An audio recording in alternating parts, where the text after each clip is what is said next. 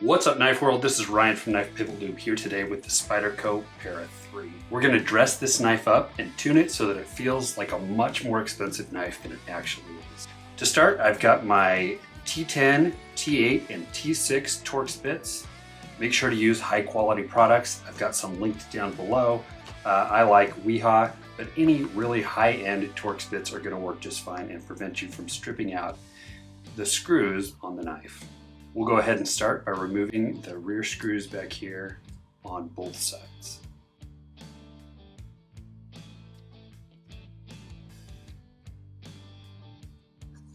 Next comes the pivot screw.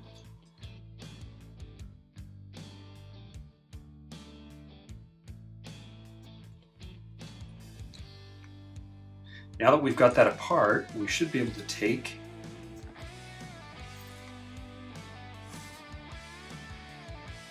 one of the steel liners off the knife, and you can see that underneath that is one of our phosphor bronze washers.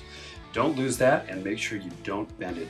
We've got another spacer back here. Make sure not to lose that one. That should pop just right out, and we'll set it there. Now we can remove the blade, and you can see on the underside of the blade is another one of those phosphor bronze washers. We'll set those both off to the side carefully,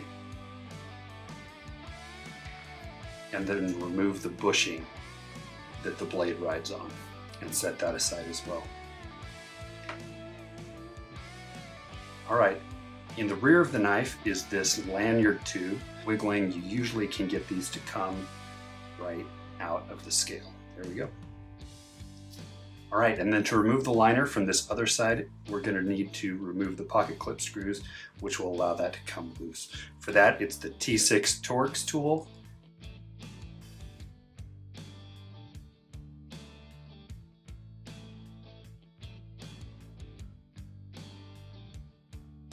All right, and there's our fully disassembled knife. I'd like to make this knife something special.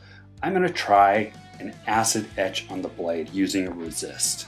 The first thing we're gonna wanna do is strip all of the oil, fingerprints, any residue off this blade so that our etchant can do its job. For that, we're going to be using acetone, basically 100% acetone. This one is just acetone and a bitterant, which will be just fine.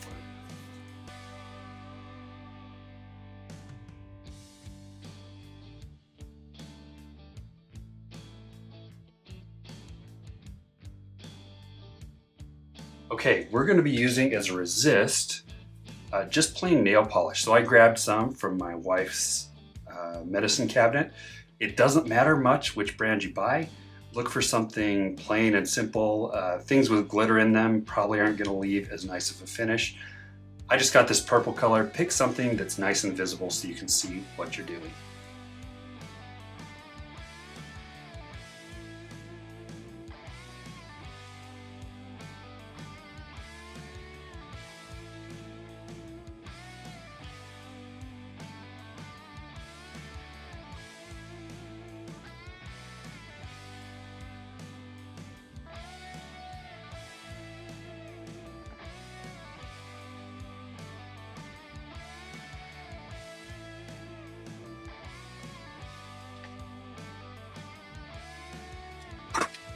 Okay, I feel good about that on this side of the blade. We're going to allow that nail polish dry fully before we flip the blade over to work on the other side.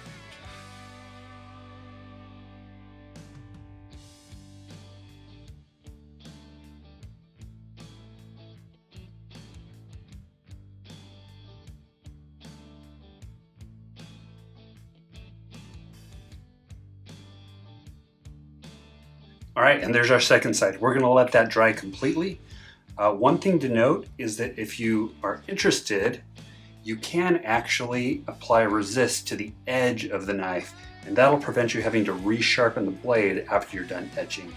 I'm not gonna do that here because I prefer to have a nice clean line that'll come from resharpening the blade, a nice clean polish line where the bevel is after I'm done etching. And so we're just gonna go ahead and let this dry, and then we'll get on to etching. All right, I've let that dry for quite a while, and now we've got both sides of this blade completely dry.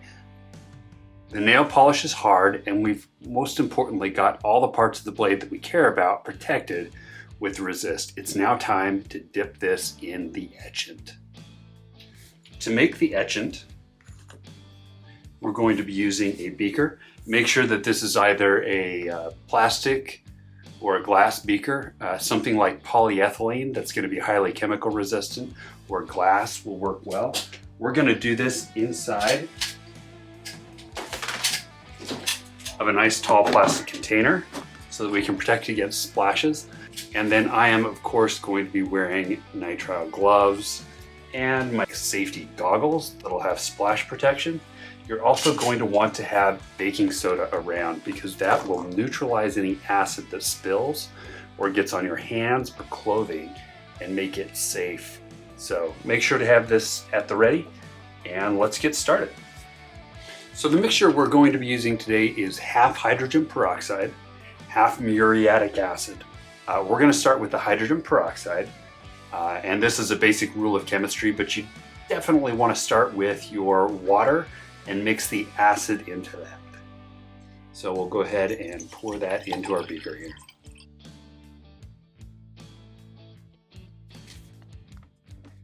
And now it's time for the muriatic acid. This is just hydrochloric acid, which is slightly diluted. I say slightly because this stuff is still really, really strong. If you can see here, it will actually etch concrete. Plenty strong to cause burns or significant damage to your eyes if you were to splash it in your eyes. So we're going to be real careful with this and pour another 150 milliliters of the muriatic acid into our beaker.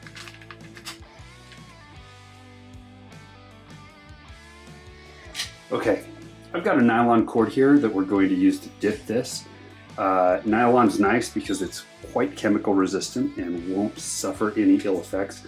Do note though that this is going to definitely be contaminated by the time we're done, and so we'll need to dispose of even the cord very carefully.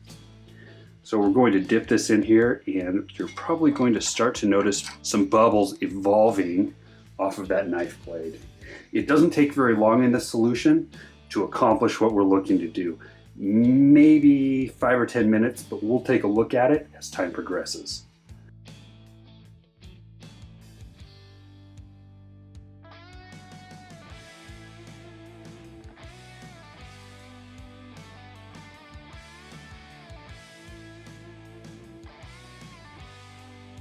Okay, it has been about 15 minutes of etching in this solution here. We're going to pull the knife blade out, and now what I've got is a container. This is an old Nalgene HDPE. Anyway, some sort of a plastic container. We will add some plain water to dilute that acid. That'll help us on our way. Add enough water to cover that blade up. And then to that, we are going to add some of our baking soda.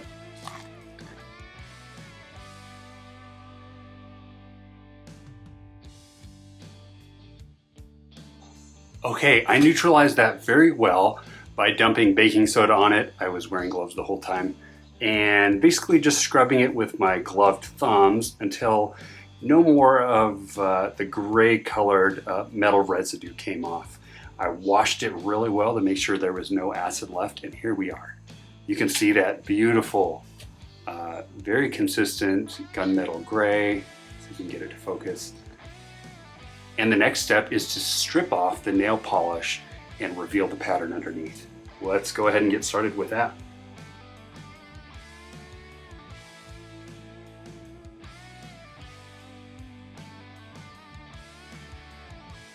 You can still we've got all the shine of the original blade in the unetched areas.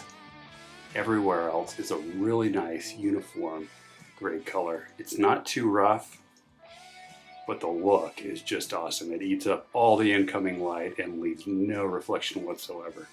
Very cool. I can't wait to get this back on the knife. All right, we've got our knife back together. The Para 3 is just such a great piece. Great work by Spyderco. I love what they've done with this thing.